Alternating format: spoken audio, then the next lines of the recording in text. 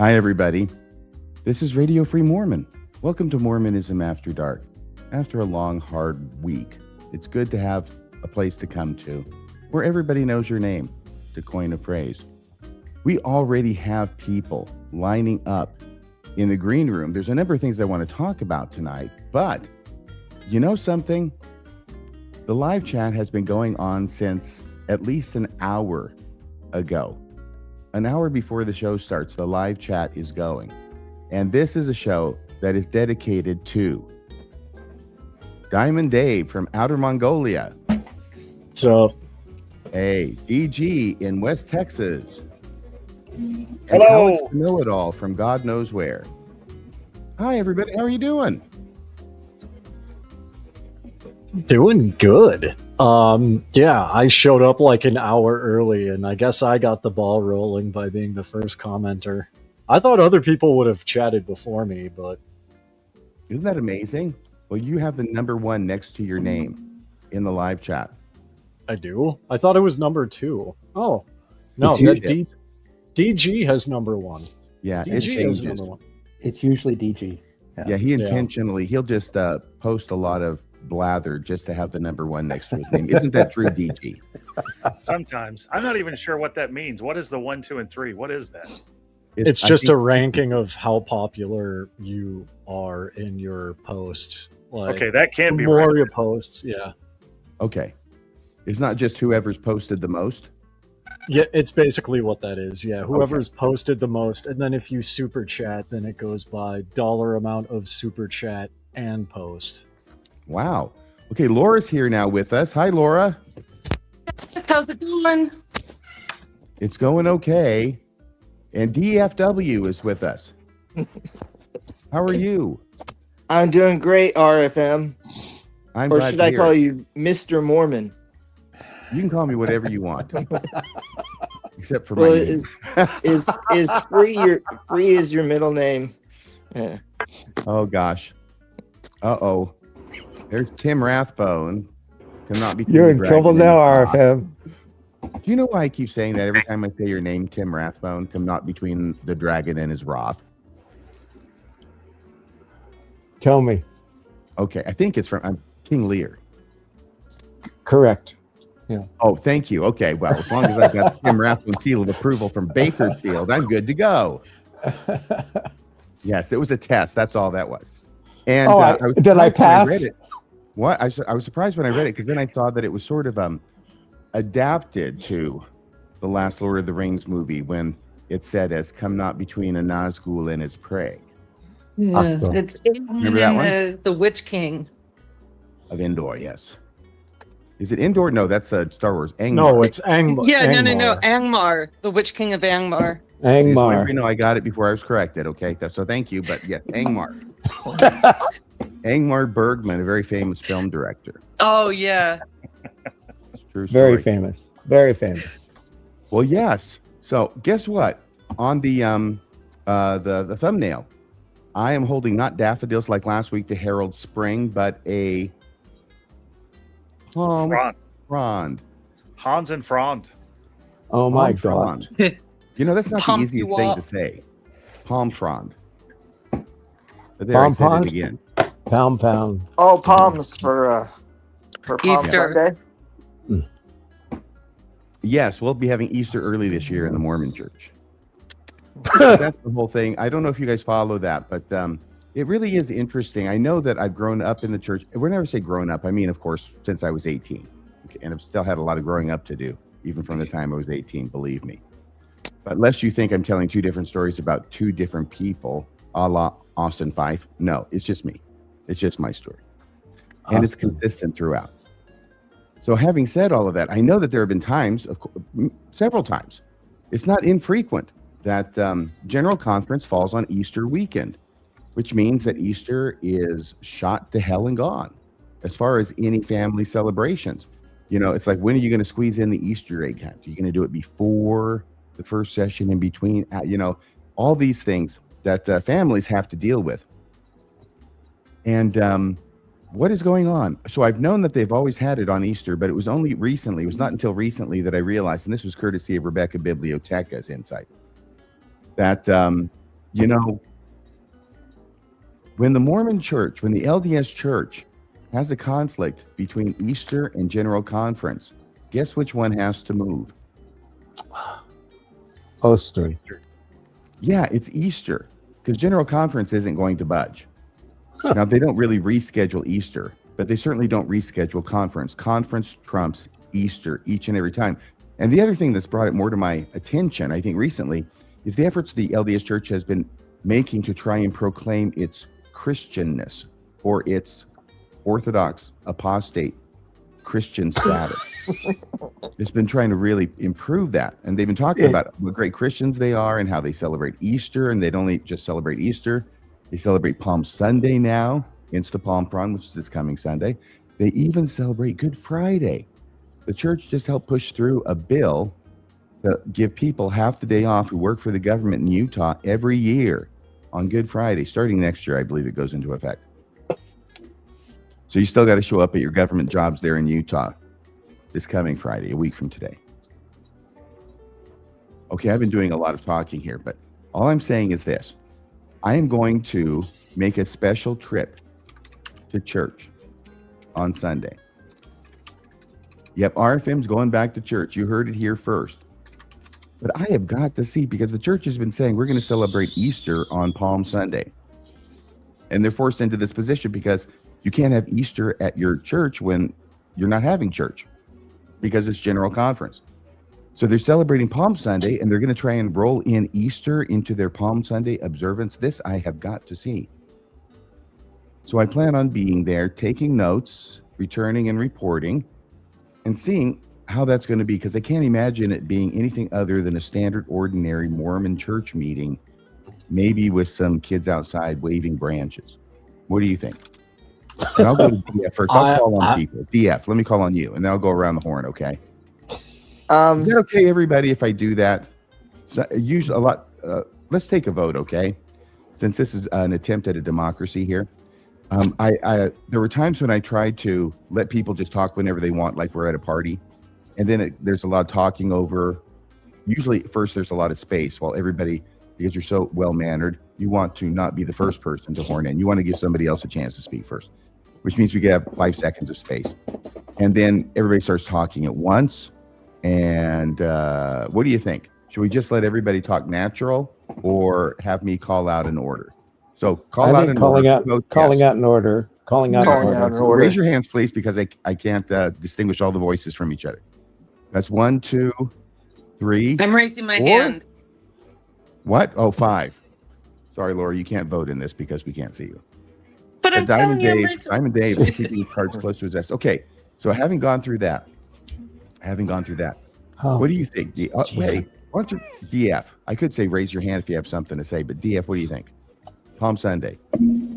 So it's interesting. Of course, I've been on the show a couple times now, and you guys know I'm a NeverMo. I come from the Seventh-day Adventist background, and we have an interesting relationship to this whole thing because Ooh, I'm getting an echo. Okay, my bad. Echoing. You're not echoing. It was my tablet. Oh, Sounds okay. off. So, we, of course, we emphasize like the what most Christians would call like the Old Testament Sabbath, and so in the Seventh-day Adventist Church, you know, we still observe the Jewish Sabbath or Old Testament Sabbath. I don't mind that so much. It's the animal sacrifice I object to. Well, we don't do that. So that's good. Why not? I mean, if the Sabbath is good enough for the Old Testament, why not animal sacrifice? Why not stoning witches? You got to pick and choose. You see, that's the thing. Even churches like the SDA, and I'm not sure they're exclusively this way, but are trying to go back as far as they can to really follow the law. They still pick and choose. Well, I would say, or they end up in prison. With us, we would say, you know, the Sabbath is one of the 10 commandments, but we're not entirely consistent on that front either, because we are also supposed to not eat unclean meats, and that's not one of the 10 Commandments. So, so we're not entirely consistent. But for us, it was since we go to church on Saturday, we would always hit that weekend where it'd be the day in between Good Friday and Easter Sunday. And so I think the further back you go in the history of the Adventists, we didn't really celebrate and emphasize Easter. We always believed in the resurrection of Christ, but our emphasis was just because Christ rose from the dead on a Sunday doesn't mean that replaces the original Sabbath. So, do you guys at the SDA, do you wear crosses?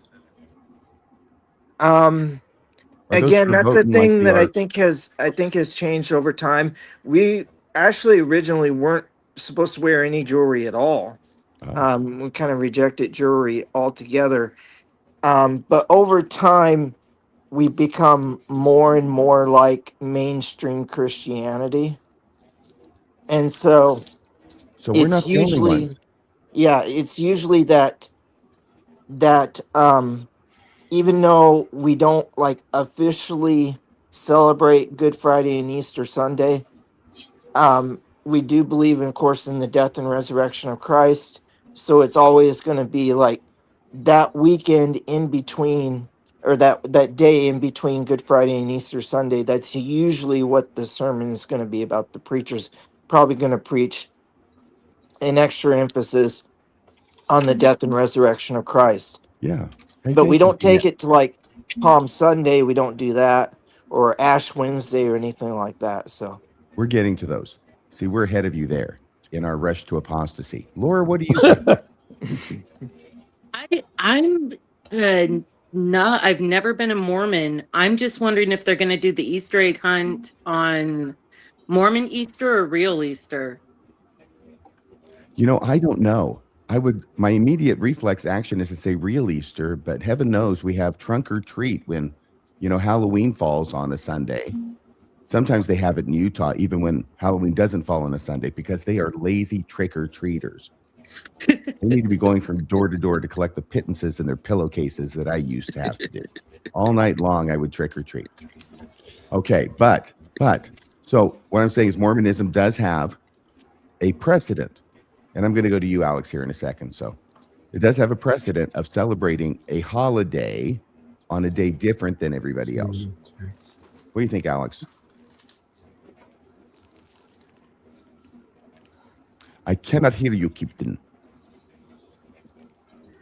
The different Christian churches have different days, different calculations for the days of Easter. So it's not unusual for people to choose a different holiday, a different celebration day, a different feast day. But I'm with you on this one. I think that the Mormon Church is eventually going to drift in toward apostasy, becoming the small c Catholic, restored Catholic Church. Mm-hmm. And it's just going to celebrate the same feast days and holidays that the rest of the Christendom does. And there's just no way around that from looking at it as an outsider, because I'm like, well, I'm a Never Mormon. So I have got an entire row here on Mormonism After Dark of Never Mormons. I feel like I just won the Hollywood Squares. You're just that popular, RFM. But I think the real question to ask is why is it taking the Mormon Church so long to get to this point? Because the next step is obvious to everyone who's paying attention, but why is it taking this long? What do you think the next step is? Adopting the Nicene Creed. As soon as because there's a break in the generation of the apostles. As soon as, what is it? Who's after Irene? The German guy? Uchtdorf. Yeah, as soon as he's gone, there's a break in age between him and Bednar, I think. Thank you for remembering Irene, though. Well, he's easy to forget. So once this next generation, once the old generation rolls over, then it's a lot easier for things like the Nicene Creed and the Apostles' Creed to be adopted. The same process that the rival LDS churches have already gone through. Yeah, we don't really disagree with anything in the Apostles' Creed, but the Nicene Creed is a big challenge. Yeah, it is. Who's talking there?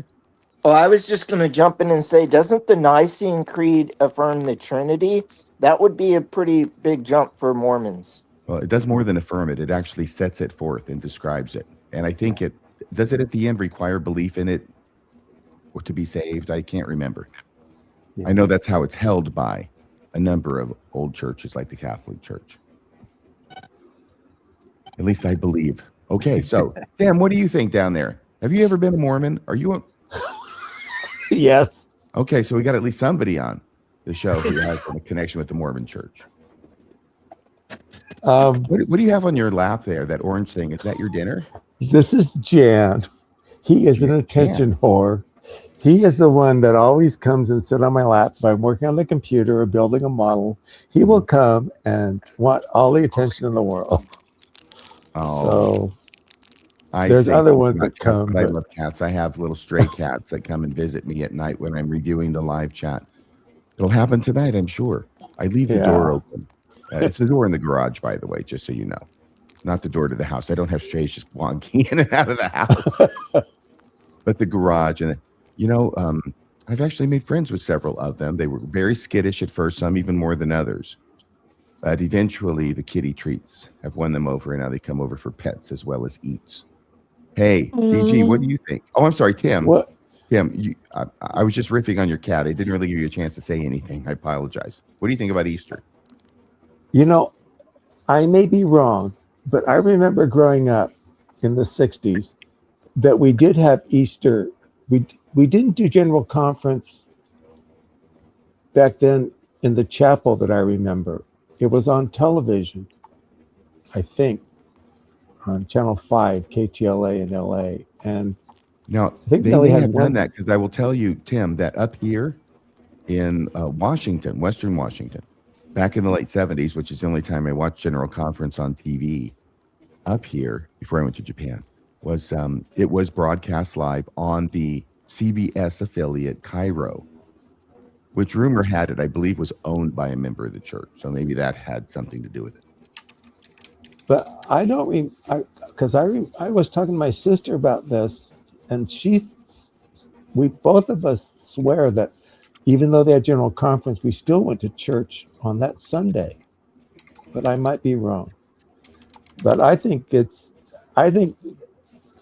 they're becoming the great abominable church. I mean, it's so funny. It's turning into this pseudo Catholic evangelical fundamentalist type of thing that they're doing now. They're adopting all of these traditions, all these old 1,000-year-old Christian traditions are all of a sudden coming to the fore. So we're going to start celebrating or commemorating these very, very old religious traditions like Palm Sunday, Good Friday. We'll see if we're going to get to Maundy Thursday, if we'll ever do that. That's it. That's in the offing. We're still working on Maundy Thursday. But we're going to celebrate all of these things. And I can't even remember the point I was driving toward. So DG, save me. Oh, good evening, RFM. Good evening, everyone. I don't think we have much to worry about as far as the church trying to become more mainstream until they do like Trek, except I guess it'll be the Stations of the Cross. So once they start getting youth out in the desert to reenact the Stations of the Cross, then that's when we'll have problems. It's going to be the biggest cross ever. It's going to be like the lines down, the Inca lines at Nazca.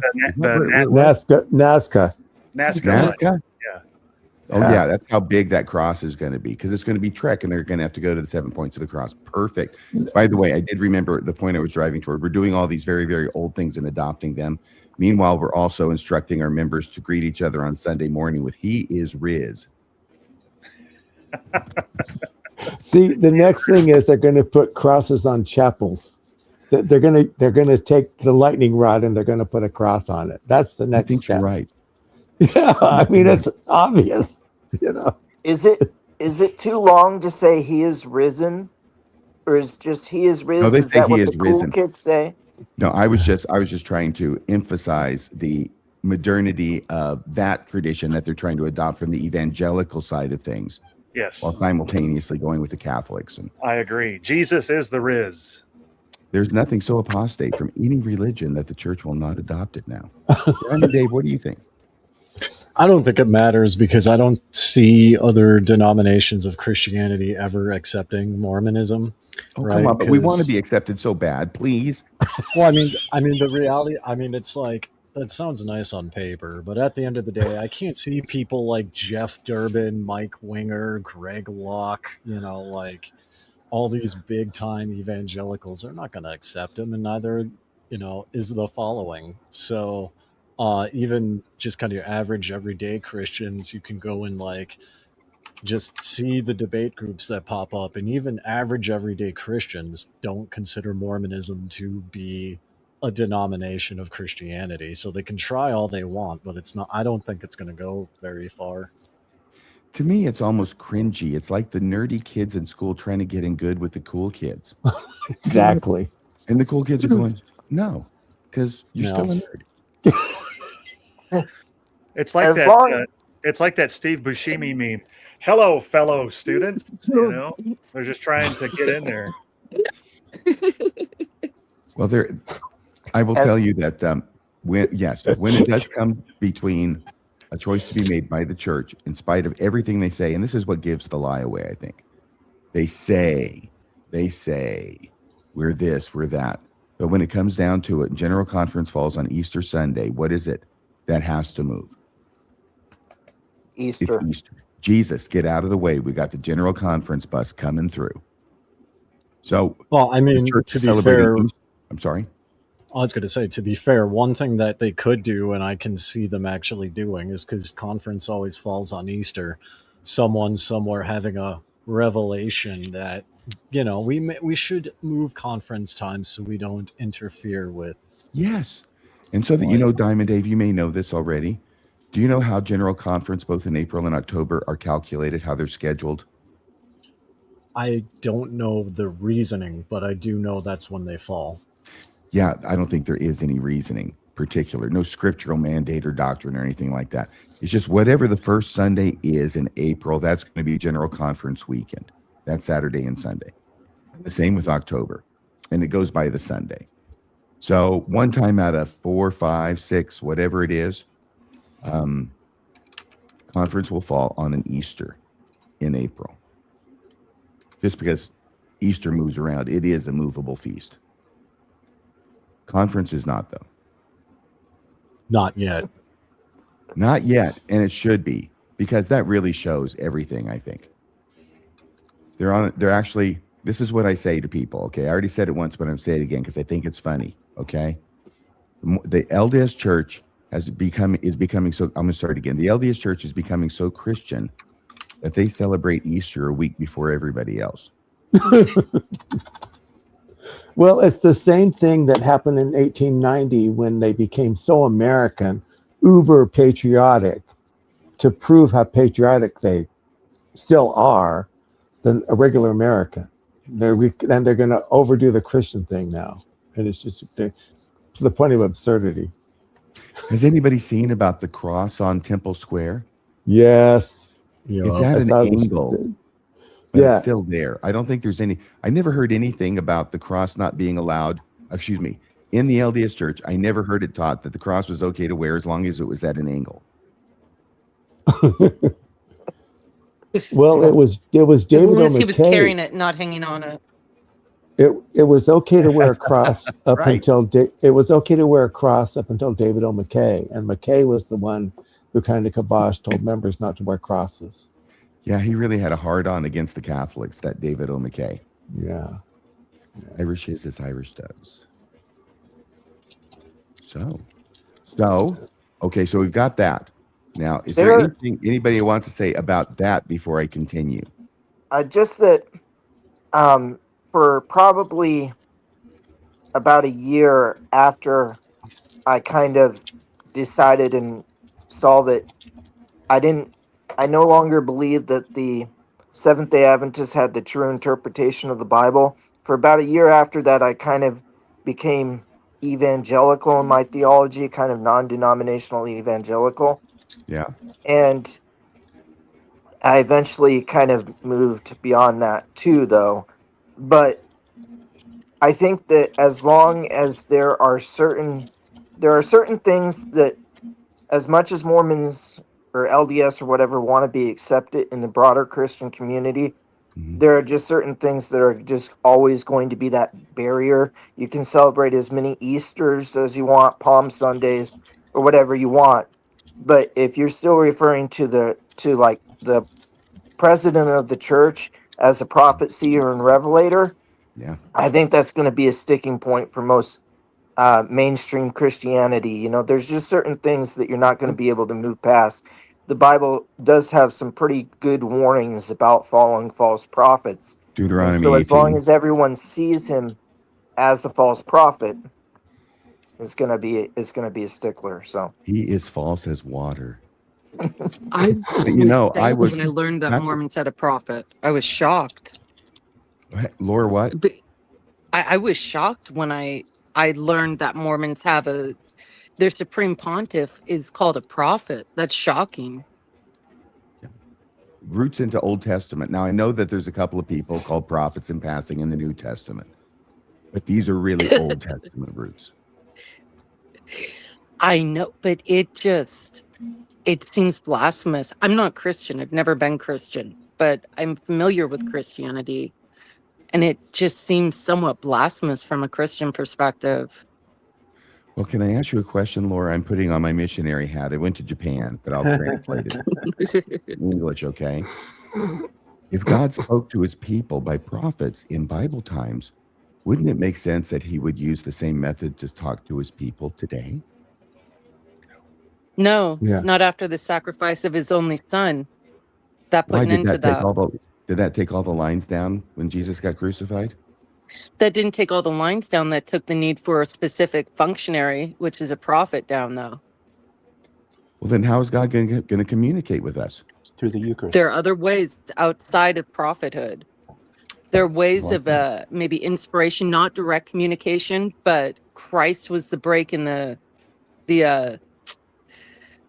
line there. Now, it is interesting to me, okay, and I'm just talking to you academically at this point. I'm taking off the missionary hat. Thank you for playing that game with me, Laura. But it is interesting to me what trajectory a religious organization goes through that did once, and most of them do at their inception, have the heavens open, experience spiritual gifts and communication from heaven. They do, or at least one of them does, whether it's a Christianity or Islam or all sorts of things, right? And then over a period of time, those gifts wane and go away. And the interesting thing to me is how that comes to be explained within the organization that still knows how it used to be, but recognizes that it's different now. Does that make sense, Laura? Yes, absolutely. Absolutely. I'm still wondering when the Mormons are going to actually just admit, because we're in denial. Mormons are in denial. They started with all the gifts, all the revelation. And here I'm not making any judgments about whether they're real or not, just what they claim, right? The revelation, the scripture, the new scripture, the translations, all the incredible stuff that was going on with Joseph Smith. And now the church has no gifts. It has no healing through the priesthood. It has no revelation. It has no scripture. The prophets and apostles are managers and not leaders. And most of the members of the church, many members of the church, are simply in denial that those gifts are gone and will still claim that they are present within the Mormon church. Oh, but you can bring a gnat back to life. Yes, very good. Tim Or Mark Hoffman. Tim says you can bring a gnat back to life. Tell us what you mean by that. I get it because I did a show about it. That one talk that the guy said that he swatted a gnat and it fell on the table, and all of a sudden it came back to life because he prayed that he didn't want to kill it or some shit, like, I don't know. Because it was Jesus of Nazareth. That joke never gets old. Oh, Jesus of Nazareth. No, I mean, honestly, this is the straits that Mormons are driven to by this denial that the gifts are still with them, is coming up with stories about slapping a gnat on a guy's arm when he was at BYU studying for some kind of test. I can't remember what it was, but the gnat was bothering him, so he smacks it. Immediately, he feels guilt because he's a good Mormon. But the problem And, you run into, and then the gnat goes and just starts, buzzing off, and he goes, "God, I've seen a miracle." So much so. It's one thing to have that idea cross your mind because it's a crazy idea, but we all have crazy ideas cross our minds, I hope. But decades later, after you're a leader in the church and a general authority, he presents this story at length as an example of the power of the priesthood or the power of God. And when you're at lengths like that, I think it's about time just to admit the truth of things. Now, whose turn is it next? Because I've lost track. I think Dave went last. Yeah, I do want to say, though, real quick to Laura's point, I think it would actually be cool if the Mormon Church called the prophet the Supreme Pontiff. Like, it just sounds so much more cooler than, like, the prophet or You like the president. Supreme Pontiff? Yeah, it's like the Supreme Pontiff. It's like, it's a heavy title. But do you know what it more- means? Do you know what it means, Dave? Do you know what it means? It's a Supreme Pontiff. No, Pontiff. I know that, like, to pontificate is to, like, espouse with religious and spiritual authority. Well, it's Pontifex. It's so pretty the bridge strictly builder. Catholic, but it's become more generalized. No, it's Roman. It's Roman. So the Pontifex was an imperial title given to the highest religious authority in the empire, and they were known as the bridge builder. So they Pontiff or Pons is bridge. The bridge between heaven and earth. Exactly. Like a pontoon? So it's the same root. It's the same root. So What do you know? Pontifex is an imperial title that was adopted by the Catholic Church. So the Pontifex is the bridge builder between heaven and earth. That's what it means. Wow. Oh my! But the Thank you. Pontifex never reigned by himself. He was surrounded by equals. The Latin term primer inter pares. So first among equals. The Among other equals equals. in the Catholic Church are the other bishops. So for the Mormon Church to become a Romanesque church, the patriarch or the president of the church has to become a patriarch, making himself the highest ranking bishop among other bishops. So the whole church has to be reorganized, not just the way it is now. It has to be rebuilt from the bottom up. But I don't know if that's even possible in the present condition, especially the people who are running it. All that we know from Bednar, who's going to be president for bajillions of years, and then you have the really spectacled specimens like Gilbert Grape, who was just brought on as a member of the Apostolic Council. So we are all imagining that the Mormon Church is going to become this restored Catholic Church, but how fast it's going to happen is going to depend on who's in charge.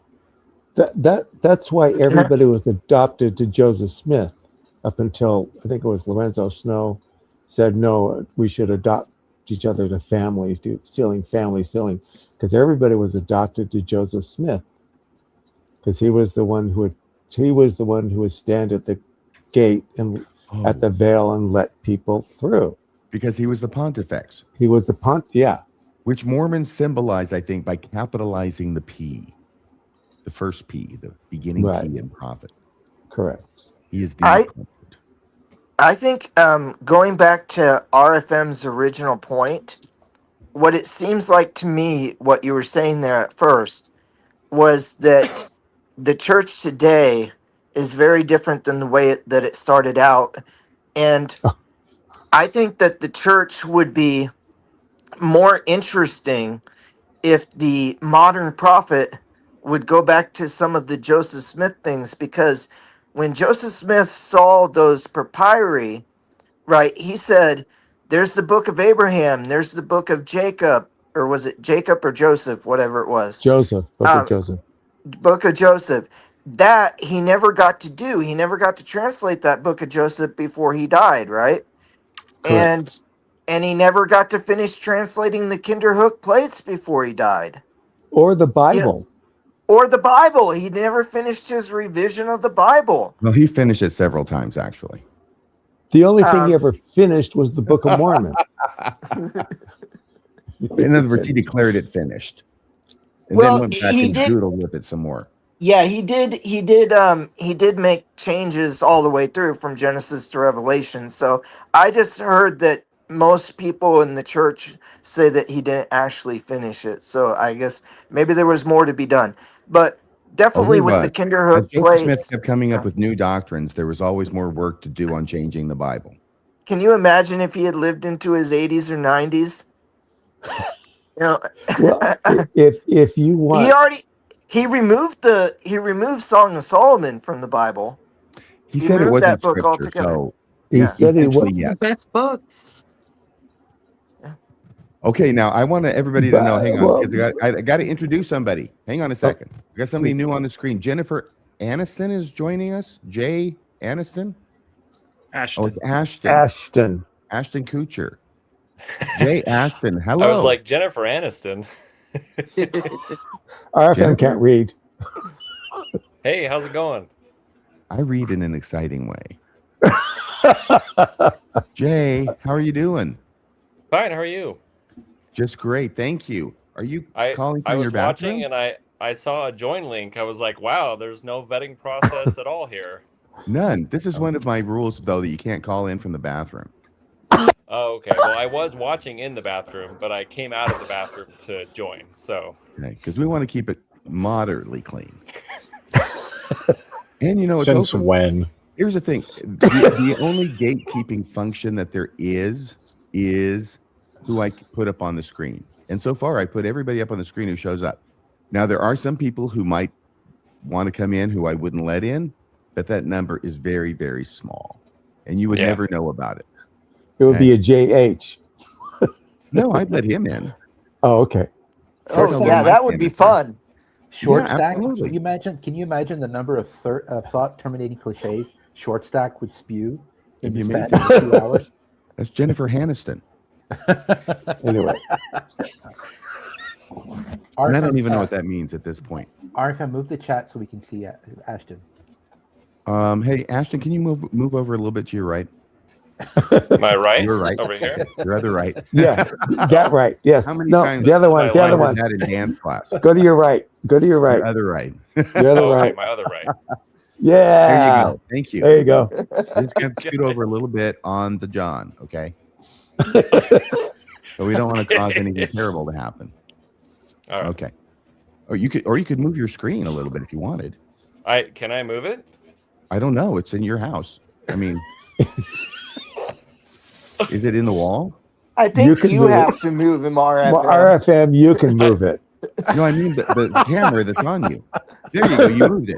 There you go. Is You this can move it over okay? the other way. That's the wrong way. No, it's I don't happening. care. I've done what I can. Yeah. You can see whatever parts of me you can see. Well, you Okay. look absolutely delightful. Kind of like Thank you. Two-Face from DC Comics. Excuse me. Wonderful comics. Tommy Lee Jones or Billy D. Williams? Oh my gosh. Nobody can. It's so bad. Nobody. Look, Adam West did the best that could be done with Batman, and it's been all downhill. Adam West. What? Do you know that back in 1966, Uh-oh. when the Batman movie came out to theaters around the country and played in the downtown theater in Waco, Texas, I was did. there. So was Cool. I before I was born.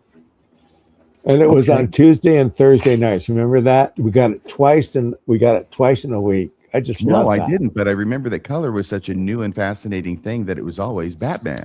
Yeah, it in was on. color. It was on Tuesday and Thursdays at 7:30. I did not remember that part actually, so I'm glad that you're here. I went and Same saw the Bat movie, channel. Same and bad so did time, every other same bad kid in channel. Texas, in Waco, and it was pandemonium inside that theater. You remember that scene from Gremlins where they're all in the theater watching Snow White and the Seven Dwarfs and singing "Hi Ho"? Hi, and the gremlins show up. Yeah, those were all the Gremlins. That's what it was like inside the theater. They're swinging from the chandeliers, popcorn everywhere. It was just absolutely crazy. We were loving it. Diamond Dave, your thought. There's a lot that just happened right there. Can we go back to the initial topic because Absolutely. I missed some of it. So what was the last comment that you made? Because I Me? heard something about I heard something about you swinging on the chandelier, and You were I not don't. paying attention, were you? You were doing something else. Correct. Yeah. Smart I man. was. Okay, so here's your question. Here's your trivia question as a penalty. Okay. Okay, there were 3 actresses who played Catwoman Yes. Why during the would I run of know Batman this? on TV. Can you name any one of them or all 3? And by the way, one of them appeared only in the Batman movie. If you can get that No. one, extra credit. I don't watch Eartha Batman. Kitt. I've never seen a Batman movie. Who's the other one? Eartha Kitt. That is correct. That's one of Eartha the 2 on the Kitt. TV show. Uh, Very good. That was Not that was a Julie harder Newmar. one. The easy one Julie is Newmar was the other Julie one, Newmar, and Julie yeah. and the, Newmar. She's one who's and more the famous third for one the character. was Who was the one who played it in the movie? It was Catwoman in the Eartha Kitt, movie. as in Eartha Kitt from Santa Baby. Yeah, Yeah, absolutely. Awesome. The very same. One in the same. Was And the it- same from the she was Emperor's New Groove. fantastic. oh, Yeah. who was the other one? No Googling. No. Oh, I can see her Talking Googling. about the face. newest Batman movie. No, No. no. Oh. The movie in No. the movie. Talking about the TV series. Adam West. Oh, okay. She was Yeah. also. Oh crap! I'll give What's you a her- clue. I'll give you a clue. Mary. You Googled it, damn it, didn't you? No. Mary. Halle Berry. Merriweather. Heather Lewis. Lee Merriweather. Lee Merriweather. Yeah. Meriwether Lewis. No, he went with Clark, didn't he? I think it was back in 1805. Lee That would be Merriweather. before was in the film. 1966. She was supposed to have been cast in the TV series, but she turned it down, and it was picked up by Eartha Kitt. So Eartha Well, what Kitt do you was know? in You the seem TV to know an awful lot about this without Googling anything, series. No, Alex. I didn't. Yes. No. Okay, so Alex- that was Alex- it. You didn't get any of those, Diamond Dave. No, I don't. I've never been into Batman. I've never seen a Batman movie. Okay, but you wanted to recapitulate what it was we were talking about before you started not paying attention. Some days you just can't get rid of a bomb. The best line in the whole stuff. It's a classic. Yes. It's a classic. And I thought What I like RFM is didn't the like shark DC. repellent in the can on the utility belt. That guy has everything on his utility belt, even shark repellent. Shark Yeah, repellent. with the prop man down below handing him the stuff. Whenever he ran into Mr. Freeze, he just happened to be wearing his anti-freeze underwear in any of those episodes that week. He would always mention it. Hey, good thing I wore my anti-freeze underwear this week. Maybe Batman was a Mormon.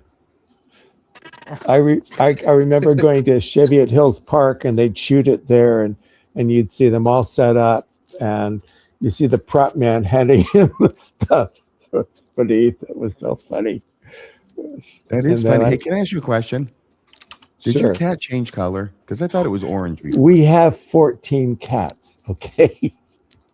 So you've seen 3 of them tonight. I think you need a permit for Only that many 14? cats. I think 14 Pardon? cats have you. My roommate and his late wife used to foster cats, and he kept them. 2 of them are mine. This is one of mine. This is Flower, and then Beauty was there earlier, and the rest are his. So he just kept the cats. One more, Tim, and you'd have a quorum. Well, we did have 15, but we've had a couple die recently, passed away. So you don't have He just adopted. There's no succession plan for your cats. You don't have that figured out yet. No, and he's knowing him, will probably adopt another one. We just adopted another one this week that was in the neighborhood. We might have, I don't know. Anyway, it's his. That's really great. Okay. Hey, Yeah. Tim, thank you Yes. for the update on the cats. They're lovely. You're welcome. You look like they But take a lot RFM, are of you care. going to move the chat? Or are you going to Can I ask a question? Who's asking? Anybody can. Sure. What? Oh, Tim. Do you think that these Mormon podcasters, if they were not getting paid, do you think they would still do what they do? Yes, Yes. I would. Oh yeah. Okay. If we had podcasts back in the 1980s, that's what I would be doing. Okay. Me and Kwaku would be running side by side through the fields in clown makeup. I was just wondering. It's been a thought on my mind. Well, it's true believer stuff. Mount the Crusades, fly into buildings. These are small things compared to doing podcasts. Okay. Or I should say also podcasts do small things And, compared to and you did very well on Wednesday night, by the way. Oh, But thank you you. About did- Bruce R. McConkie? But you didn't include Gene's answer to McConkie. I know you were saying something in the live chat, which I saw afterward. And right? I posted it. It's in the video down below. I posted Gene's letter in the comment section. Eugene England. Oh, Eugene. You're calling him Gene. Oh, he didn't. Well, write he a was letter my back to he was my McConkie, bishop. did he? He was my bishop at BYU. I called him Gene. Okay. I was calling him bishop, but I mean, one thing to like keep in mind too, it's like they would still do it even if they didn't get paid. For not just the true believer, like we need to preach mentality, but also just from a basic content creation mentality of like, if you are passionate about a subject, right? Like I didn't get paid for Minecraft streaming for like 2 years, and I streamed like 4 to 5 hours a day for 2 years before I got like started to make money on it, right? But I enjoyed it. I was having fun, right? Doing a podcast about something you're passionate about, not hard to start. You can set up a YouTube channel and get it going in under an hour. And then it takes an hour to do it. So And I think that a lot of them who do it, they really are true believers. Maybe there's somebody out there who getting paid by the church or something to be a propagandist or whatever, but a lot of these, they probably started their channel. And like when I was a true believer, I totally believed that if I just found out enough information, just learned everything, that I would figure it all out, and then I would like be able to like tell people, and then everyone would want to join, Yeah. Okay. Everyone would be I wanted to be the convinced. Book of Mormon answer man, so that if anybody had a problem with the church, I could answer it. And I did that for several people. Okay. Nowhere near as many as the hours and hours and days of research I did to prepare to be that. It's actually years of research throughout the 1980s. Diamond Dave, you were going to say something? yeah, I was going to say real quick, because like I've been watching different like YouTube channels on like how the algorithms work and like business marketing strategies, and like tons of hours into ChatGPT and just personal research on this. And I found out that over 95% of YouTube channels who consistently make videos never reach 1,000 followers, which is a requirement to be monetized, right? And you can look around and you can see all of like, Mormons who hop on a podcast. Like there's a few people at my old ward. They have like 5 followers and they started 2 years ago, and they're still chugging along. They're just not getting anywhere, but they're doing it, and they're nowhere close to being able to get monetized. They still will do it. Yeah. Thank you, Diamond Dave. I appreciate it. Also, by the way, Jay Bell did apologize to Gene for the letter getting out. Tim, you're going to have to tell the audience who Jay Bell is. Jay Bell was my best friend at BYU, and Jay, if you go to U of U archives, look up the Jay Bell collection. Jay collected tons of Mormon stuff. He had a storage unit full of file cabinets. I don't remember how many. And Jay was the one. Jay was at the MTC, and somehow he got a hold of the letter. I don't remember exactly how. I don't think he opened the envelope, but he might have been present when that happened. The letter that McConkie wrote to Eugene England, when we went over last Wednesday, he got a hold of that while he's in the MTC? Well, he was also he taught at the MTC, and he was also a teacher's aide for English. Oh, so he wasn't like and Gene was in England when the letter came. Yes. So he never saw it, but right. And then Jay made a copy, and he went to show it to Ron Prittis and Gary Berger at the 70s Press. And while Jay had his back turned, basically, Ron grabbed it and went downstairs to Kinko and made a copy and came back. And Jay didn't know that he made a copy because it happened so fast. Well, I mean, how fast are we talking? It's not exactly that fast. Yes, it could be that fast. I'm not buying I think this Jay story was so far. distracted. I don't remember what happened. Jay told me the story. They distracted him with an attractive BYU co-ed. Pop. I don't know. Anyway, Something. So then Ron made the copy and gave it to the Tanners. And then years later, Jay apologized to Gene, and Gene says it's okay because he was the only one with a copy. There were other copies floating around, but his was the one. Yes, the postscript says from Bruce and McConkie says, "Hey, I'm sending it to all these people." Yeah. I gotta go, guys. Let's do this again sometime. Take care. Okay, talk to you later. Thanks for joining us. See ya. Bye-bye. Anyway, I just wanted to clarify the story some more. So. Okay, thank you, Tim. Thank you. I wish he was still around to tell the story, but he passed in December 2003. So. Yeah.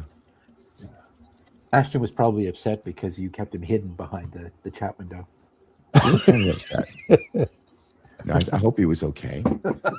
All right. Well, anyway. I have a question for the group.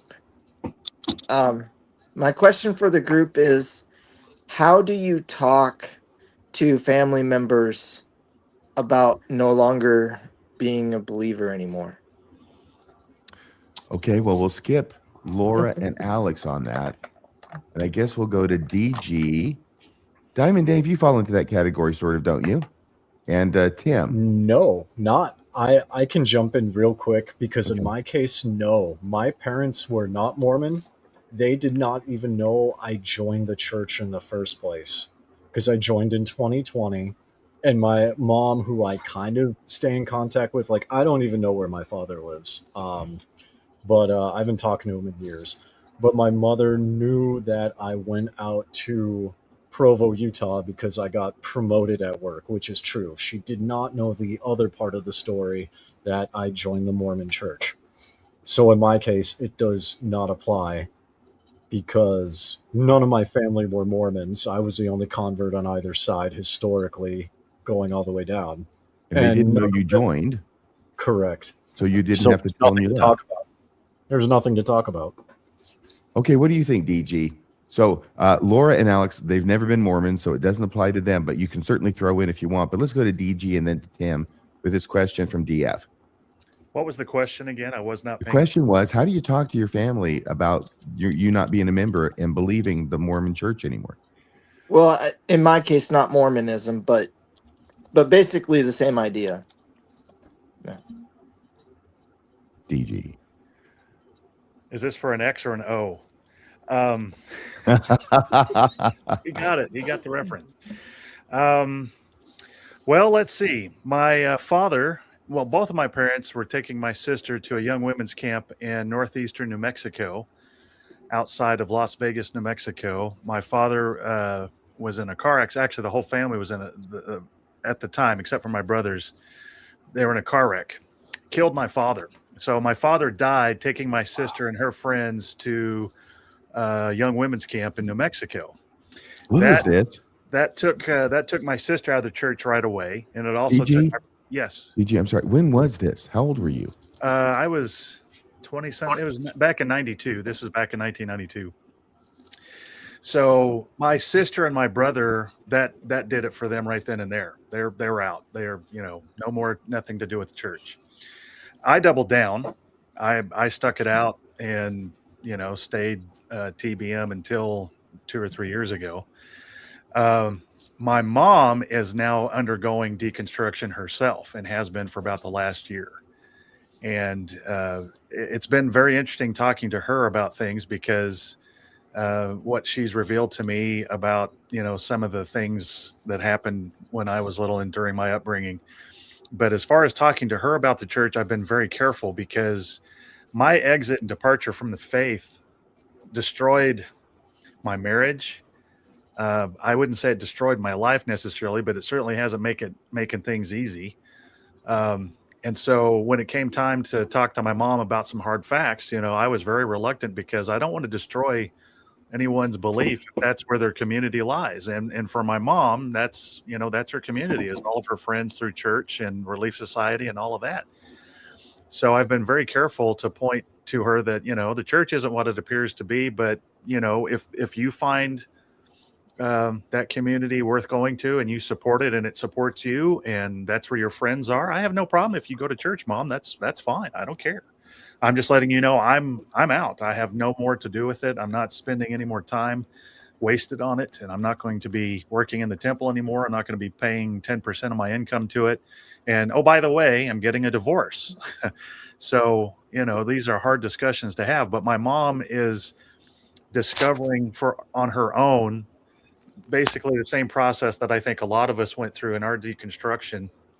You go online and you start looking stuff up. And eventually, once you get past the articles and the Wikipedia entries, you're gonna come across the podcasts. And it only takes just one or two, and suddenly you're going down this deep rabbit hole of, gosh, I was raised in the church my whole life, but I didn't know any of this. In fact, I'm learning more about Mormonism now that I'm out of it than I did when I was a true blue believing member. I learn a new thing every week to hate about the church because of what's available on the internet. And so to have these discussions with my parents, it's not hard, but I've been very keen and careful not to drag my mom out of the church like I did with my ex-wife, because that was very painful and very costly. And I realized that was a mistake. But she's coming along on her own. She's finding a lot of stuff to break her own shelf without my help or my intervention. And now it's to the point to where, she's discovering all these new things and texting me. I just found out Joseph Smith was a polygamist. I was like, I'll just wait until you figure out who he, married, and the sordid affair in the barn. So, she's embarking on her own path and discovering a lot of stuff the way that most of us that have left have done. Once you realize that the internet is a tool and can be a tool to learn more about the history that we were never taught, never learned, never understood while we were members.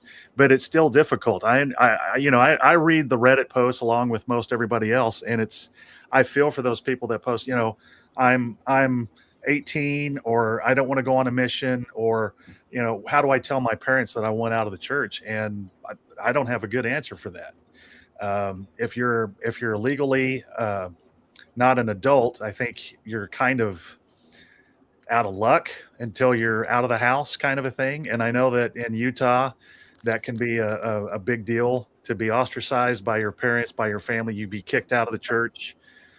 You're kicked out of the house, kicked out of the family, when you leave the church. And so I know that has a whole different meaning there. One thing that I think was an advantage growing up here in West Texas, being a member, was I already had a supportive network of non-member friends. And so when I left the church, it wasn't really that big a deal. But I know that, in the Jello Belt in Utah, Idaho, Arizona, Nevada, when you leave the church, you basically have to start an entirely new life. There's not necessarily a support group that you can go to right away. I will say that there's more non-member XMO support groups in that corner of the world than there are here. But since I already had a network of non-member friends, it's kind of a different take, I guess. I'm not really sure how to explain it. I was never in the Mormon bubble to begin with. I grew up outside of it. And so when I finally left it and that bubble burst for me, it was not nearly as earth-shattering as I would assume it would be for those that grew up inside the bubble and are still there. Because I know that that's a completely different way of life. But tough discussions to have with family members, tough discussions to have with lifelong friends that you grew up with in the church. And then to realize when you hear through other channels how members are talking about you in the past tense, that's also quite interesting. There's no love like Mormon love when you leave the religion. So that's a long. Thank you for those comments, DG. I'm taking the main takeaway that I got from that is that let them find their own way, because if you try and help them along, it's probably going to explode on you. And yes. DG, I want you to remember before we go to Tim for his answer, okay, a man's life is never destroyed so long as he has things on his wall. Yeah, just to jump in real quick, because my experience is kind of similar to DG's in that being a convert, right? Like when I left, I just went back to how I lived before, right? And so that's like, I think converts, we have it a lot easier in many ways than people born in the church and who have lived in the church because, I mean, there's family discussions and there's marriages, right? And there's a whole community dynamic. But for someone like myself, I joined the church when I was like 31 ish, maybe around 32. I joined in 2020, right? So I lived my whole childhood and adult life outside of the Mormon church. So when I left, I just stopped going,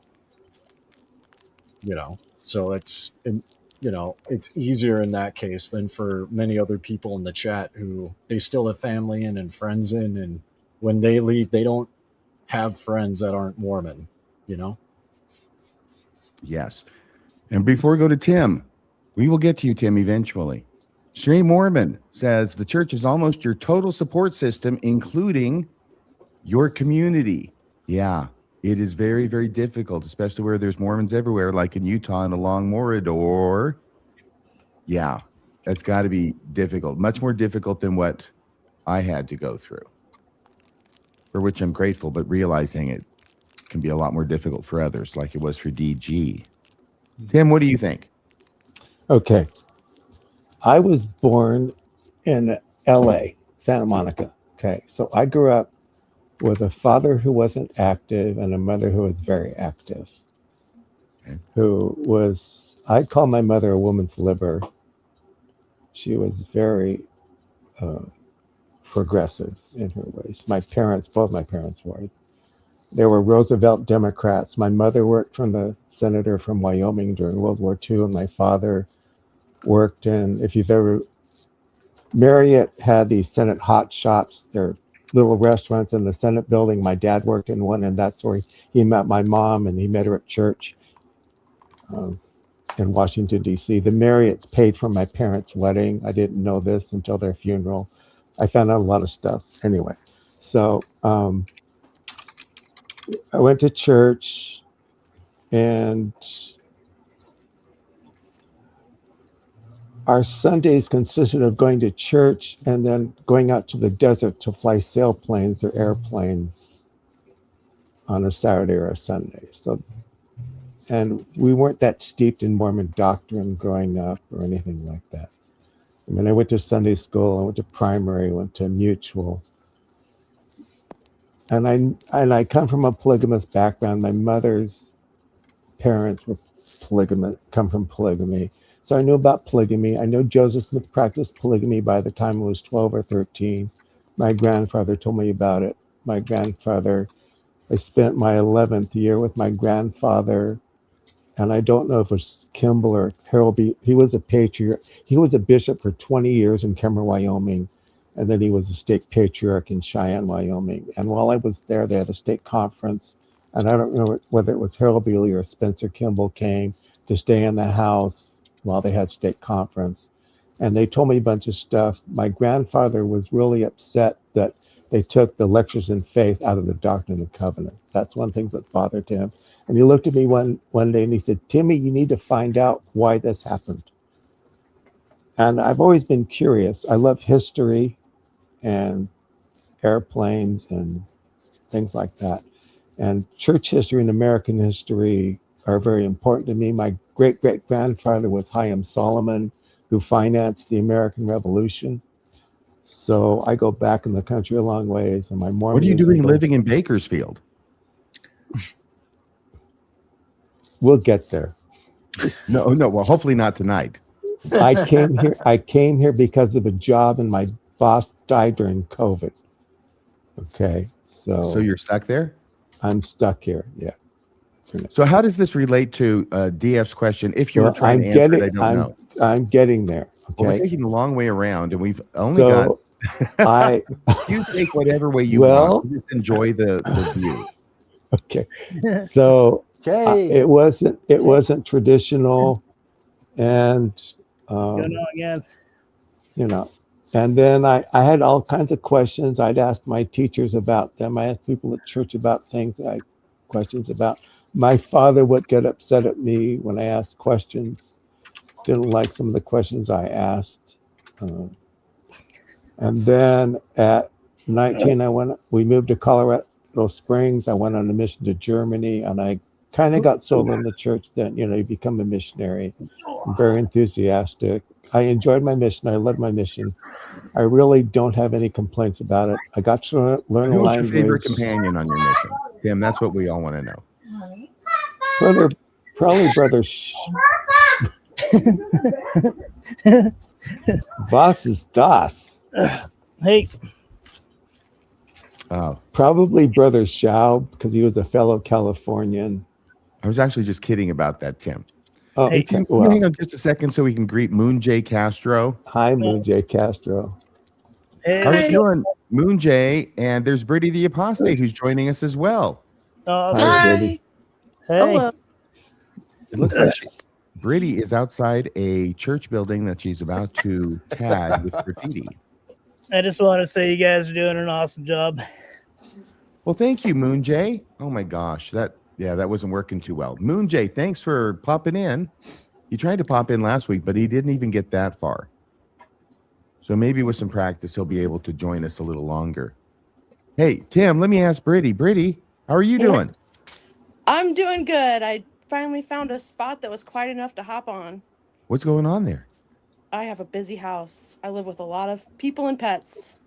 So are you outdoors now? Yeah, I'm outside right now. Okay. It's more peaceful outside than inside. Yep, exactly. Well, I'm so glad that you can join us. Hey, I want to bring up something else, by the way. Alex? Okay. Thank you. And Laura, you still there? Yep. It's just hard for me to tell. But I want to say this, all right? Let me tell you this, okay? And I want to get your thoughts on it, starting with Brittany, okay? Wait. What? I'm not done. Yeah, that's what worries me. I'll wrap it up. This is like that scene in that old Bob Hope movie where he's a senator in Congress and he's gonna, what is he gonna do? What's it called? I'm so sorry. Filibuster, right? Yeah. He's gonna filibuster. He says, let me start off by reading this small book about the Great South. And he starts with Gone with the Wind. So he just reads Gone with the Wind so he can filibuster. So I'm just wondering. I will not eat green eggs and ham. I will not. Sam, I am. So when do we get to the burning of Atlanta? That's what I want. Shortly. So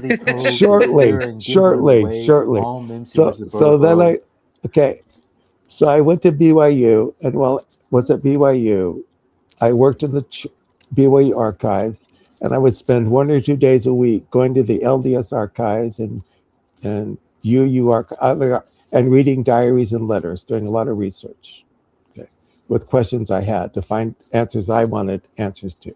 And I knew Brett Metcalf, and I knew Dan, and I knew a lot of people. I met Mark Hoffman and Lynn Jacobs and that cadre. And I had a lot of questions about the church. And Mike Quinn was one of my teachers, and Mike and I talked a lot about things. And I said, Tim, how can you... Tim, how do you talk to people about you leaving the church? Do you have family members who are still in? I'm getting there. Yes. My parents are gone. I have one sister. I have 3 sisters, and one is still in the church. So in 1990, they had this thing called the internet that started, and there was a thing called Genie. It was a bulletin board, and I went on there talking about the church. Somebody saw what I said and contacted Salt Lake City because I was sharing stuff. And from 1990 to 2001, the church tracked me through AOL, Genie, etc. And I have 3 children. I have a daughter and 3 sons. And I was excommunicated in May of 2001. It doesn't say on my letter of excommunication why I was excommunicated. But it was because they tracked me and what I was saying on the internet, sharing a lot of things about church history. I was just answering people's questions, telling them the truth. Okay, so they kicked me out. And that ended my 20-year marriage. And my ex-wife is still a member. She's the seminary teacher. right now. I just found out. And of my 4 children, my daughter doesn't talk to me. 2 of my sons are out, and I have 1 son that's in. And whenever I talk to him about the church, he says, "Why are you always attacking it?" You know, I just want to tell you the truth, son, about what it's about. He's just not ready to listen, so we don't talk about it. That was the answer. Hey, thank you, And Tim. That was awesome. Two of my sons resigned. 2 of my sons resigned from the church. Okay, so anyway, so that sounds like the same thing as DG said. Is when people are ready, they're ready, and you try and lead them along, then things are going to go bad. Yeah. Wow. Okay. So here's what I want to. Thank you, Tim. Thank you. You're welcome. Did that answer your question, DF? Say yes. Yes. Thank you very much. Yes. Wow. It's almost Tuesday. It's one of those nights, isn't it, RFM? It's almost Tuesday. Oh my gosh. Okay. So here's what I want to talk about right now. Okay. It's about this show. It's about this show because this show was something before. Then Bill left, and now I'm re-envisioning the show, as you can tell. Instead of people standing in a greeting line, one by one, with 2 hosts, I'm just bringing everybody on the screen, as many as we'll hold, and apparently we'll hold up to 10. We haven't pushed it that far. We've had 9 on before. I'm not sure where the 10th goes, but I'm dying to find out. So, into outer darkness. The legend of the 10 rings. However, here's what we're doing. What we're doing is this, is that I went home, true story, by the way, had a spiritual experience in the garage with the Strays a week ago tonight after the show was over, and I'm watching it, and all of a sudden, and I'm looking at the live chat, and it is really, really hitting me that this is a different show entirely from anything I do elsewhere, from anything I've ever done, and from anything that anybody else in the space is doing, to my knowledge. I don't claim to know everything that's going on in this space, but to my knowledge, which is just to have a place to go to talk with other people who've been through what you've been through, whether in the church or maybe in a different church, DF, but a similar path, and just be able to see each other and hang out together and know that we're not alone. And it's not exactly fast and testimony meeting, but it's the next best thing you can get to in the lounge. So this is what linger came to me. longer. I'm sorry, what, Brittany? I said it's a linger longer. It's a linger longer. That's it. Thank you. So that really hit me, and very strongly.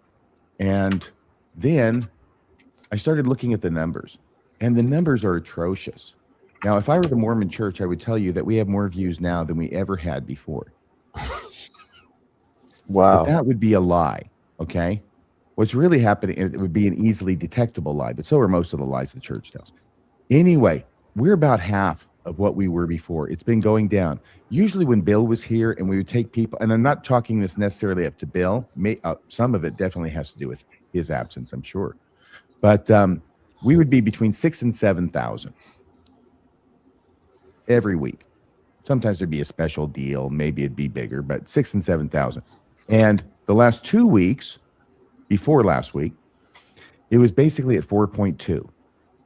So it was basically a third. That's when I made the crack about losing a third of the host of heaven from the show. Well, last week's show is down even further. It's down to 3.6 thousand. So what I think is this. What I think is that this is really, really important. I want to hear your thoughts about this. Obviously, this is why I'm bringing it up. But I still have the conviction, which I don't think I'm ever going to lose, which is that this is very, very important. And it's important to a lot of people. And I'm not sure that the number of people is as important as how important it is to the people to whom it is important. Okay. It's like a show that has a small but devoted fan base, but still gets canceled from TV because of the Nielsen ratings. Well, I don't have Nielsen ratings. I don't have to bend the knee to that. I don't have to cancel it if I don't want to. So that's the boat we're in. And I'm just wondering, is there anything, because, okay, this is my last thought. I promise on this issue, which is that I I've got to think that if more people knew about this place, they'd want to come here to hang out too. Maybe I'm wrong. I agree But with you. I Brady, agree you with go you. first. Brady, would you go Absolutely. first? And then we'll go around the horn and what you think about this, and maybe what could be done if you think by me or by listeners to increase viewership and awareness of the existence of this party channel. Well, I was every time I'm on here, I think about it's like a Discord group in the chat. It's kind of like a Discord, except we're on your YouTube. So I don't know. Maybe there's some thoughts there. I'm not hip enough for Discord though. So Neither am I. yeah, I'm kind of Same. lame. But maybe some of these other guys have some ideas. I don't know. Okay, Alex, what do you think? Well, I sent you an email about this format, this very show. Did you not I receive probably it? didn't read it. Oh, I apologize. I'm so far behind, and that's another thing I want to talk about. But we may not get past this, and this is the most important thing. So, and I apologize to you for not reading it. Can you tell us? I'd have you tell everybody what it was anyway. So I can read it to you if you want me to, or you can just synopsize it. Well, okay. So just the major points. Change the name to Mormonism After Dark Party Line. So Party line. Party line. So essentially, it's not the old Mormonism After Dark. It's just a party line. People call in. You can use any name that you want.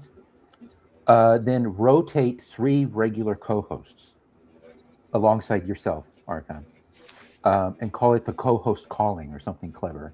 And here's why I'm resisting that, okay? And I just want you to know this up front. Now, other people have said have another co-host on that rotates, right? Yeah. And have it be people who other people know and would be interested in seeing. You know, asking Rebecca or Landon or even Colby to come on once, every few weeks. And those are thoughts that I've had too. And so this is definitely on the table, Alex. Yeah. My only concern, which I want you and anybody else to address, is that my vision for the show, which is subject to change, but my vision for the show is having people on so we can talk, and me not being so much the host as the facilitator, if that makes sense. And if there's a second host on, then we're supposed to talk to each other, and why do we have to talk to each other when I want you guys to be able to talk to each other? Well, when you have different hosts that appear alongside you who are regulars or or so-called celebrities in this community, that incentivizes other people to listen so they can be exposed to what you're trying to do, which is to turn this into kind of a party line. Right. So people can call in and, treat it like a confessional to some degree, or a repository of one's experience, like Tim, just letting us know, names and places and dates. But the other thing to do is to add recurring segments where comedic little bits or things that you do. Like I suggested the Nahor News Network, where you just go down a list of the latest controversies from Mormon apologists and, the really stupid shit that they're saying, not as a way of making fun of it, but of encouraging the people who are listening how to recognize that kind of argumentation and how to resist it, because it plays to people's emotions, Yes. And you could do other things like updating people's nicknames. Like I call Jacob Henson Short Obadiah Stack, SOS Short Stack. Why is it Obadiah? Is that Dogberry or what? No, because of Obadiah, it completes the acronym SOS because Jacob is. It could be anything as long as it starts with an O. Yes, because he's catastrophically apologetic. Everything he argues, it just goes to ash. Yes. Every one of his arguments collapses into ash. So you can also do various other bits that repeat, including at the end of every show from the clerk's desk, where you go through emails and the latest donors, and you can read super chats at the end. There's many other suggestions that can be used as recurring segments. Well, I will tell you, those are good ideas. I'm going to take those under advisement. I want to hear what other people think about those and any ideas that they have. I also want you to know that you're in luck because I have no access to any slides. I suppose I could do a workaround, but I tried to do it right before the show started. You notice I was like a little bit late. It hadn't actually gone to 8:01, but it was at 8:59 before I came on. That's because this thing was saying there was an issue with your file. Please try again in a little while. Well, I just tried again in a little while. It says no luck. If I may add, before you, if I may add before you move to someone else. Yes. the people who came on or watched because of Bill had their own reasons for not continuing with just yourself and the rest of us. So people make their own choices in this matter. And I think what your spiritual awakening, you're coming to believe that this is important, I think is a valid one, that there are people who want to use this place as a comfort zone. Not necessarily a safe place, that's kind of melodramatic, but as a comfort zone. And I mean, it's also is a testament to yourself, RFM, not just your popularity, but because of your skill at communicating and, shoving us along or engineering the conversation in a particular direction. I mean, this is. I'm not always successful at the shoving along part, but thank you for the compliment. Yeah, but this is very much your show as well. So don't take it personal if people don't watch right away. I think the popularity will increase over time. Especially committed to giving this at least 3 months in basically this format, maybe a little tweaking here and there, like you suggested. DG, once again, going around the horn. I don't know if I expect you have the same display on your screen as I do, and you're in the upper right-hand corner, right, DG? Yes, for the block. Okay, so what do you think? I agree a lot with what Alex was saying. I think having a Q&A format where you're just kind of guiding the conversation or directing the question to everybody on the screen, I think that's very helpful. I think I would put it in terms of quality versus quantity. This is very qualitative for those of us that like it and enjoy it, and that's why we're here. We're in the chat. We're enjoying each other's company, and it is festive like a party. I don't know that a party is necessarily the best description for it. There's probably a better descriptor. Alex had some ideas on that. But yeah, this mosh pit, that would be good. The Mormon mosh pit, MMP, it could work. This is therapy for me right now, and that's why I'm here. And I'm just glad to be here. The fact that you've got me on the screen with all of these other wonderful people, I'm just happy to be here. I don't know that I'm contributing anything necessarily, but I do like the round robin. What do you think about this? Well, let's go to so and so. So I think having a little bit of guided and direction is marvelous. Different hosts, I don't know. May have to have some sort of a competition or tryout, for other hosts. I think Colby Reddish would probably also be a good cohort. An audition for co-host, that sounds exhausting. I don't know. You could just people could vote in the chat pretty quickly. No, not that big a democracy. I don't want to have the co-host thing. Okay. I don't like the co-host thing. Okay, unless it rotates and maybe try and bring other people in. Yeah. Just because it's like it's the opposite of what I'm trying to do. But I do see what Alex is saying about having I don't know, Rebecca Biblioteca maybe 1 week, and maybe you mentioned some other names, Colby or something. Well, and y'all are putting together so much content the rest of the week. I mean, and I saw a lot of people that followed Bill, and they're still asking in the chat, Bill's not here anymore. Where's Bill? They still don't understand that, he's off doing other pursuits and trying to get other opportunities going. This is not something that's easy to do. I don't have a podcast. I'm an old school broadcaster in the broadcasting business. I don't have any good answers. I don't know. What was it? Not a Vine. What were y'all calling it? A Discord. I don't even know what a Discord is. It's a server that I never got into, and people communicate on it. I'll bet Diamond Dave is an expert about it. Yeah. I designed them. Okay. I like the chat. The chat is hilarious. It can be fun. It can also help contribute as being a part of the conversation. I know that there's far more people that can be accommodated in the chat that can be on the screen. Yes. But and that's part of the thing, DG, and I'm interrupting. I'm just imagining that you're Bill or someone. I apologize. But I just want to say that the live chat that you bring up is one of those things that I'm enamored with, and how people in the live chat just have such a fun time, and I don't really get to interact with it until afterward, and then I don't get to take part. That's why Saturday night, when my show premieres, is doubly exciting for me because I get to be You're in there. the live chat. Yeah, you're actually there. Yeah. And, you made a comment long before the show started that, you guys do realize the show doesn't start for another hour or 2 hours or whatever. But but see, to me, RFM, that to me suggests that the chat is probably as important, if not perhaps more so, than the visual content of us participating in this format. Well, when I saw that and I made that comment, DG, Yeah. just so you know, since you were there and Diamond Dave was there, and I think at that time you were the only two commenting. Well, it also, you're on the West Coast, and so there's those of us that are on the East Coast, Central Mountain Time, we're ready for the show to start now, but we got to wait 3 more hours for it to be start time on the Pacific time zone. Really? Well, and we'll just get the chat going early, which is great. You don't get to see the replay because if you go to YouTube after the fact and replay the video, it doesn't show you all of the hours of content on the chat that we were doing before the show even started. It's amazing. But that really brought home to me again as confirmation to the experience I had in the garage, the realization I had in the garage a week ago, how important this is to people. If you're going to be showing up and chatting an hour before the show starts, I mean, that's got to say something.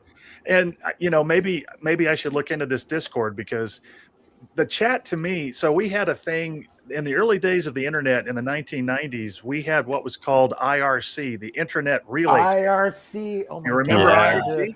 Oh my and God. That's what this reminds me of. And I got really used to that format back in the 90s once I learned how to, type with 2 fingers. IMHO, LOL, RFM, Yeah. RFML. Yeah, all of the emojis, all of that. And so there were channels that were devoted to various topics in the chat. And there was actually a Mormon discussion. And I remember I was very active in that particular form of media back in those days. And a group of us actually met in Spanish Fork over spring break one year, kind of like a early version of Thrive. And it was kind of funny to see all of these people that we would talk to every night for hours on end through a text display on the computer. And then your nickname. Oh, that's you. It was very interesting, but that's what the chat reminds me of. So that's a format I'm very comfortable with. I have a face for radio. There's a reason why I work in broadcasting. I'm not used to being in front of a camera. Sam the Butcher was very popular on the Brady Bunch on the few occasions that he appeared. He was there. Brownie's kind of a big bossy person, and she's saying we need to hear from Stray Mormon. So what do you think about that, Stray Mormon? You want to give Brownie what she's asking for? Sure, why not? I've been a big fan of you, RFM, for a very long time, and I appreciate it. And that's actually how I came up with Stray Mormon. You're radio free, and I thought, why not? But I'm not a broadcaster. I haven't done anything like that. I make personal videos for my nieces and nephews because they want to hear stories about my dad. But I've been a member of the church from about 12 years old. I am, how should we say this? I don't believe in any of the tenets of the church. Don't get me wrong. I still attend because of community and because of family, because I want to make sure that they still, they know I'm certainly on the rails, but that's kind of where I'm at today. So Brownie says, hey, Stray Mormon, Brownie says, I am not a big bossy person, RFM. Said every big bossy person ever. Yeah, right, Brownie. We see you, Brownie. We love Thou you. just protest too much. The boss Genau. Can I jump in here? I jump in here? Okay, because this is actually really up my alley, and some of you people probably saw me losing my shit because I'm so excited to help out with this. So, like, when you ask, like, how do you reach more people? Like, I listen to, like, Alex's ideas, and I think some of them are good. My recommendations would be, if you want to get more people and make it a comfort zone, do not, under any circumstances, go after Jacob Hansen or anyone else, because that is a disconnect. If people go there, they want to feel safe, and then they see someone attacking someone, that's going to drive people away. Okay. Another recommendation I had, which DG thought it was ironically brought up, Discord. Discord is huge, especially with people my age and younger, and that's how people connect and keep the conversation going and incentivizes people to participate in the YouTube chat. That would be another angle. As for getting more people on Mormonism, like After Dark, right? I'm kind of leaning towards maybe rebranding a bit and moving away from Mormonism in general and taking a more cults to consciousness approach where it's more just high control religions. Like, yes, we do talk about Mormonism, but like I started hanging out with a bunch of XJWs. There's a few ex-Muslims in that community. There's, ex-evangelicals. And so like when you take the cults to consciousness approach, you can like throw out a wider net and bring in more people, because right now the Mormonism After Dark, people are here for Mormonism, and that's great and that's wonderful, but that means you're missing out on other high control groups that are out there or other people's experiences. So maybe make it more broad, especially to going back to Alex's like comfort zone. Like you want it to be a comfort zone for everyone, not one specific group of people. But it's a good thing that you brought up the cults to consciousness, because my deconstruction of my own cultic past is the reason I ended up connecting with Mormons, and ex-Mormons in particular, with very similar experiences from detaching from a high demand, very Catholic-esque faith to being just a run-of-the-mill vanilla Catholic. There was a huge gap that about destroyed me, from the instability that I was experiencing to the stability of a new church, a new community. There was a huge chasm that I just could not get past. But then I somehow connected with RFM and with Bill Reel and with Rebecca and Landon and so on and so forth. So I like the idea of making this open to people who are NeverMos. But we also have to keep in mind that this is a brand that RFM has developed for 10 years now? So... we don't want to recommend Religions After Dark. Religions After Dark. Well, and this is why I wanted to kind of bring it up, because I like RFM. I don't want to see him go the direction that I think like certain larger Exmo podcasters, and I won't name names, but I see a direction that they're going where they're stalling, they're plateauing, and when you stall and plateau, you're basically dead in the water, and you have two options: restart from scratch or fundamentally rebrand, right? So what I'm saying is not a full rebrand, but more of like a shift, just like a tweak, if that makes sense, right? I'm not trying to like throw out his entire brand and all of his hard work for the past 10 years. I'm just suggesting maybe we tweak it and broaden it a bit more. So Diamond Dave, I think you do know this, but I just want to make it clear to everybody else that I'm just talking about this program. Yes. The RFM stuff, the Mormonism Live stuff, the newscast stuff is still going great guns. Yep. It's just this show. And it's this show that is different from all the rest in a significant way. All the shows are different from each other and designed with that in mind. And I want to keep this as something that has outreach to as many people who are going through deconstruction from a high demand religion. We're just people who are interested in the damn thing, because we've got several of those. And ironically, we've had 3 people tonight, I think, who were never Mormon, just up here on the screen. Yeah, exactly. Right. So, I mean, with this show, I mean, I can make the argument that because this is like its own separate thing and it's completely different than all the other videos that are on this channel, I would argue this could make its own separate YouTube channel. And then when people go on, like Mormon discussions, they see Mormon discussions and they see the same deep dive. But when you have 2 different shows on the same channel, that kind of breaks people's brain a little bit. So I would argue maybe... That's a good point. That's a very good point. Yes. Maybe from a marketing branding perspective, maybe consider the idea of starting a YouTube channel just for this. Have it an interactive podcast and then keep Mormon discussions just about like the deep dive that people can watch and listen to.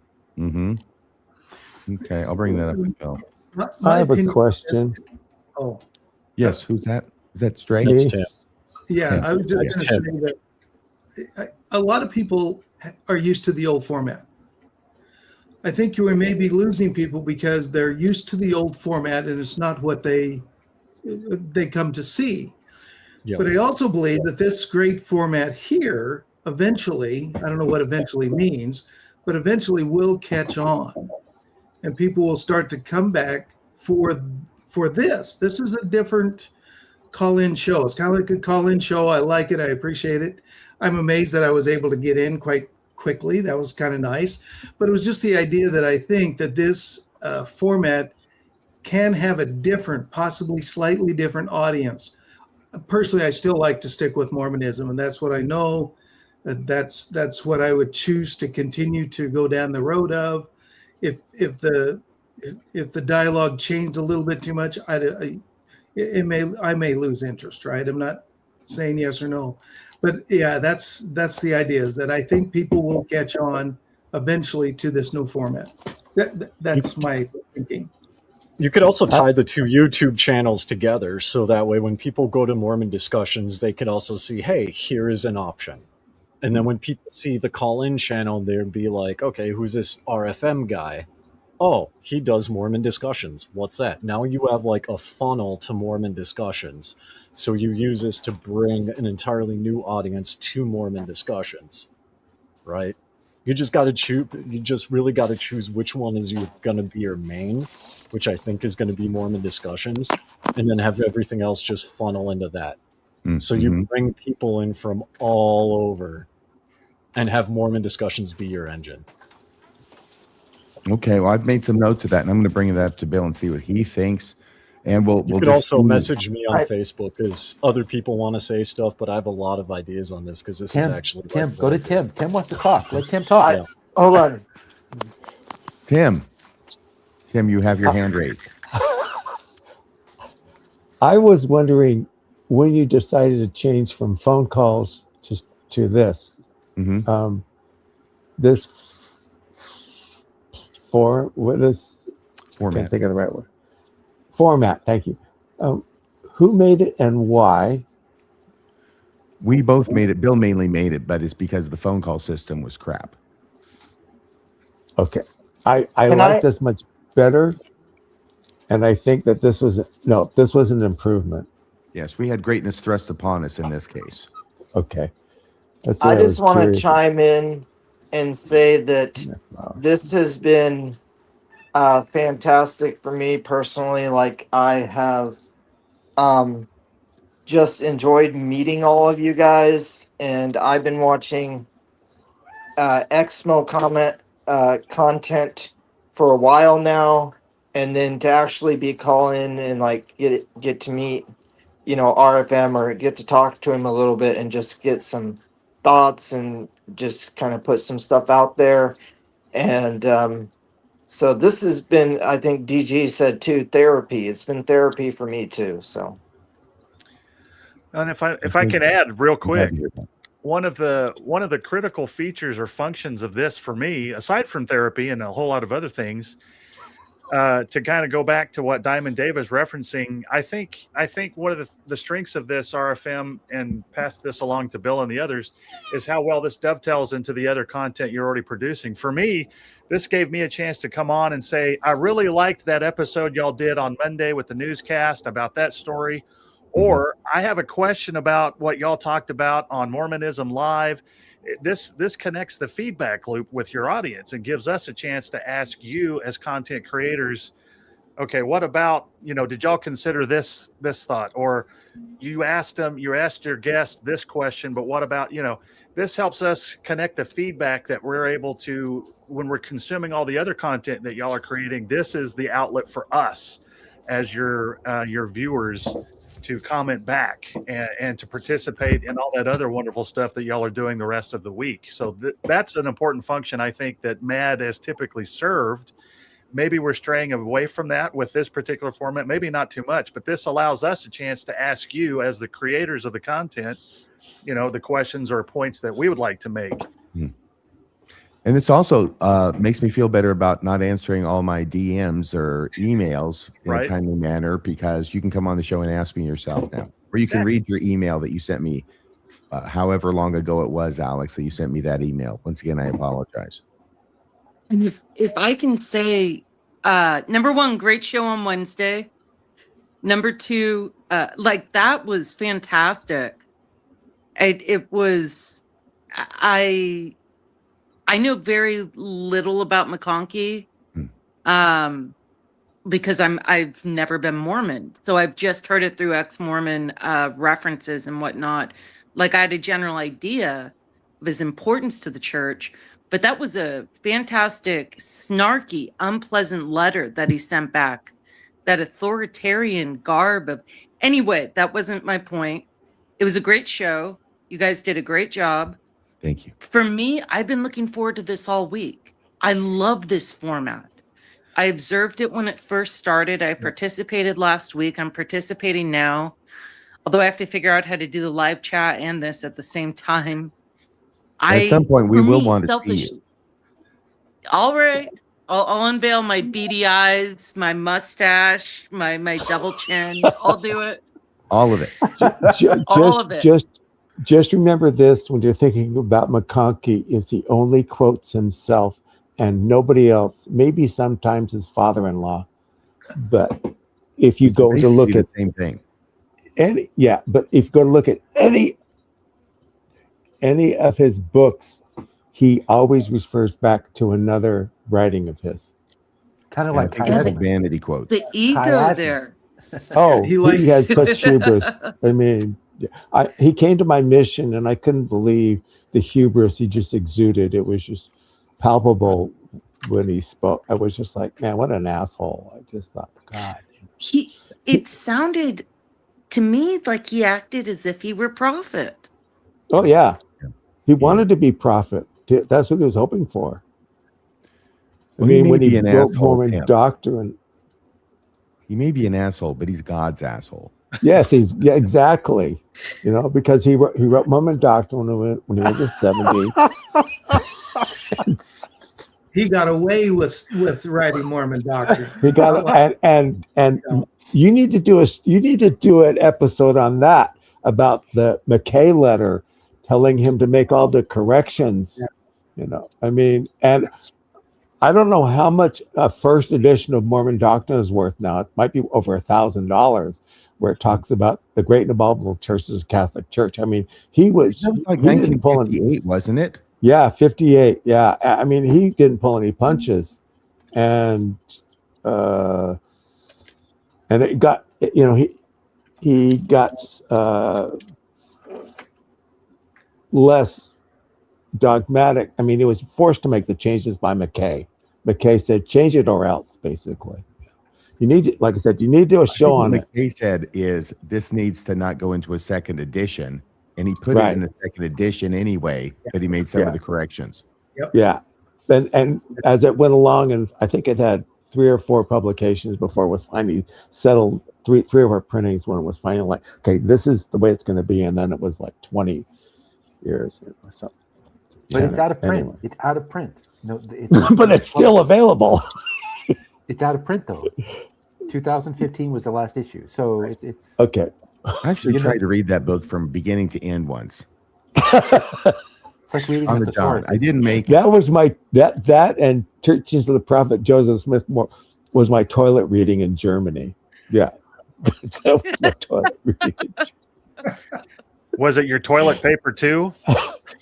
Not at that time. Well, German toilet paper has got pieces of wood pulp in it. Okay, if you've ever been to Germany, it's not like American toilet paper. That's how the Germans. That's how they get their fiber.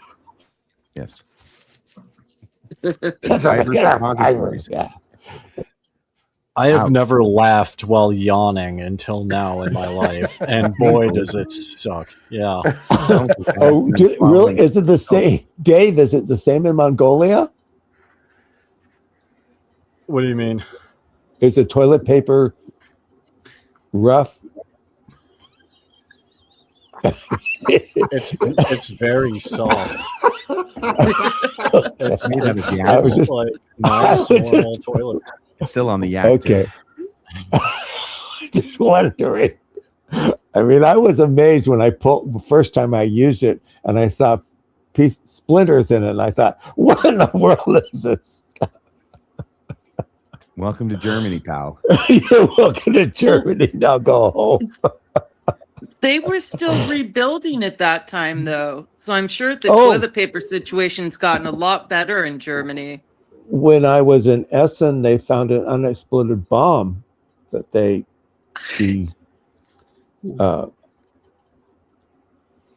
anyway, can't remember.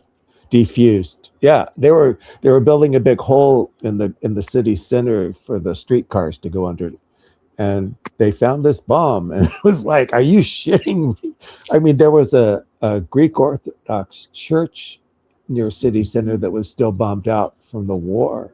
I mean, we found a tank factory somewhere up in northeast Essen. I mean, yeah, all kinds of into a tank factory.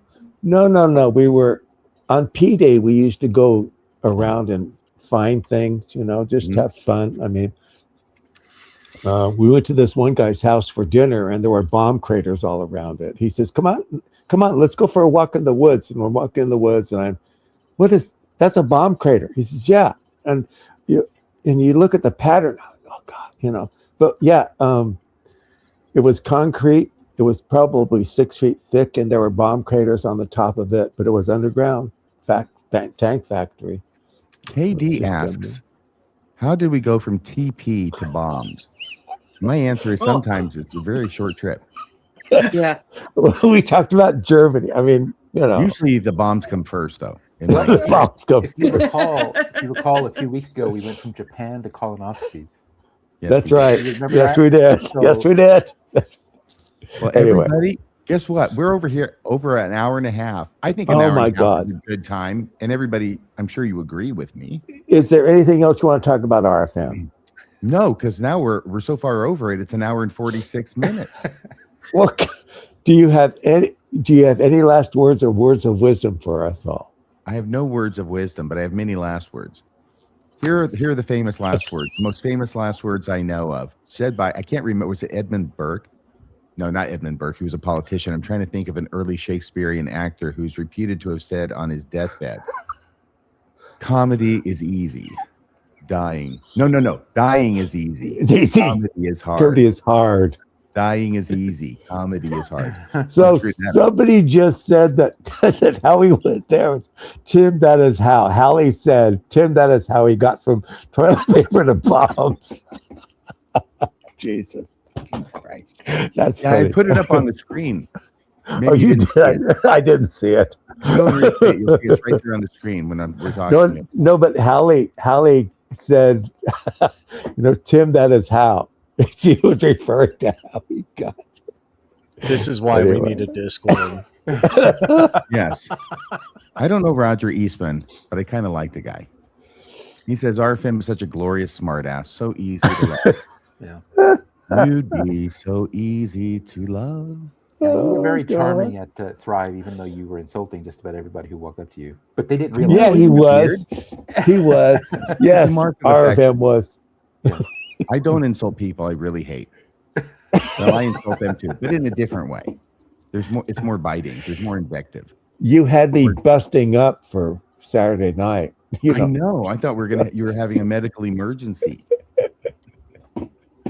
It was just being in the presence. Nathan, Hinckley, and Amy. I mean, I'm that up there was talking. great too. What was that, Laura? That was a great show too. I'm sorry I forgot to tell you with Nathan, Hinckley, and Amy. Oh yeah. Yes. And I was excited to get Nathan, even more excited to get Amy because I don't think she's been on anybody's show because she's retiring. She doesn't want to be seen in public or speak in public, but I whined apparently enough. And she came on, and it was very nice of her too. So thank you, Laura. So we are about ready to go. And yes. Really quickly, RFM, to your question earlier, I think the bottom line is, do you enjoy this format? Yeah, I do. I really do.